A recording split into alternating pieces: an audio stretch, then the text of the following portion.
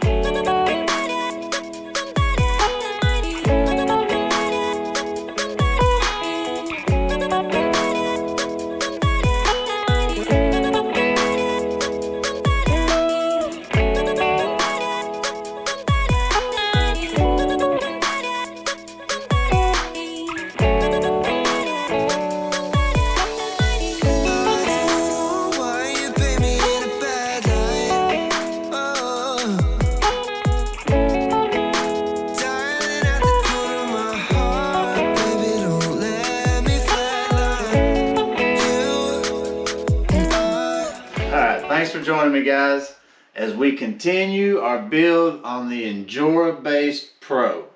So as you can see, I've got the chassis and all the driveline put together, axles and everything, with all the Injora hop-up parts that we purchased. And man, it's looking really sweet, looking really nice. And everything went together really nice. All the Injora parts worked really well with the axial parts, and had no issues other than one rod end was touching a little bit of brass, and I just took a file and rubbed down the brass just a little bit, and because I didn't want to take any depth out of the rod end, so just took a little bit out of the brass, cleaned it up just fine. Nice and smooth now, no issues. Other than that, everything went together great. I'm showing some time lapse here of me putting together the axles. I figured out that I'm kind of a slow builder, guys. New to this overhead time lapse view. I apologize. I'm gonna try to get better and work on that, but took a little bit of footage putting together the axles. Like I said, everything went together great, and couldn't be happier with the chassis so far.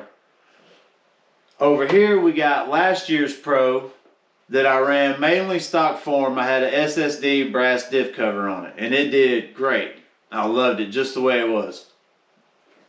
But it did need a little bit of more weight up front. I think could make it even better. So I upgraded it with axial aluminum C-hubs and some Trill brass knuckles, and got the front all weighted down a little bit. We put in a Trill aluminum motor plate and some deluxe fab drive shafts in the front. I haven't added any weight to the rear. I want to see how it acts with the weight on the front. If we need to put some on the rear, I've got another diff cover I can throw on there.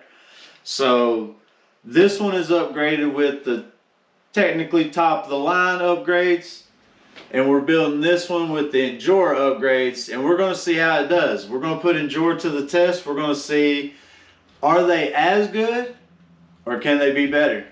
But man, I think Injora gets a bad rap sometimes. A lot of guys look down on Injora, and I personally think that they make pretty high quality parts for the price that they're charging. They're definitely on the lower end of price, but they're on the higher end of that lower end market. And I've been really pleased with the parts that I've put on this rig so far and the parts that I've used in the past. So we're going to see. We're going to see how it does. So that's the build so far, guys. Thanks for joining me. On next week's episode, we're going to go over wheels and tires and the body. And then the episode after that, we'll get all the electronics fitted in and get it turned on working. And then followed up, we'll put it to the test. See how it does. Hit that like button for me, guys. Hit the subscribe. Hit the bell notification so you know when we drop our next video and you don't hit the next episode of this build series. And thanks for watching, guys. I appreciate it.